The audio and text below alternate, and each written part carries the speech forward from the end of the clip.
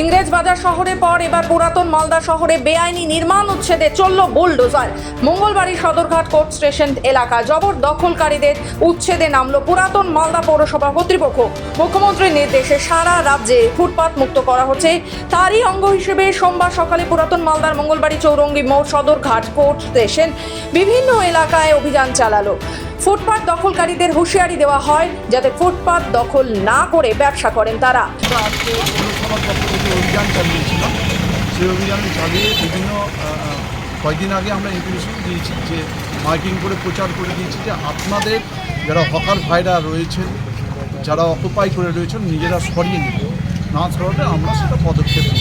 আজকে সেই অনুযায়ী আমরা প্রশাসনকে নিয়ে, আমাদের পৌরসভার আধিকারিকদেরকে নিয়ে আমরা সদরঘাট মোড়ে আমরা এখানটায় যে দোকানগুলো রয়েছে যেগুলো ফুটপাত দখল করেছিল, অকুপাই করে রেখেছিল এবং ব্ল্যাক টপ রোড দখল করে নিয়েছিল, সেখানে দখলমুক্ত আমরা করলাম। পাশাপাশি যেসব ফুটপাত দখলকারীরা পিডব্লিউডি জায়গায় শেড বানিয়ে রয়েছে সেগুলো পে লোডার দিয়ে ভেঙে ফেলা হয়। এটা কি ফুটপাত? হ্যাঁ, এটা ফুটপাত, সরকারি জায়গা। হ্যাঁ, সরকারি জায়গা। কি জানালেন? চেয়ারম্যান তো এসেছিল, চেয়ারম্যানকে কি জানালেন? আমি জানালাম চেয়ারম্যান বাবুকে, ওনারা হট্টা গাড়ি এসে বলছে ভেঙে ফেল দেবো, এটা আরও পাশে বিল্ডিং হচ্ছে নতুন নতুন, তাদের কোনো অবজেকশন নেই। আমি এখানে একটু মাংসর দোকান করি, তার জন্য ওরা জিসিবি নিয়ে এসে বলছে ভেঙে ফেল দেবে। আমি আর কিছু বললাম না, ওদের কথা দিয়ে রেখে দিলাম, ভেঙে দিবে তো ভেঙে দে, না তো আমাকে সময় দিলে আমি খুলে সরিয়ে পিছিয়ে সরিয়ে দেবো।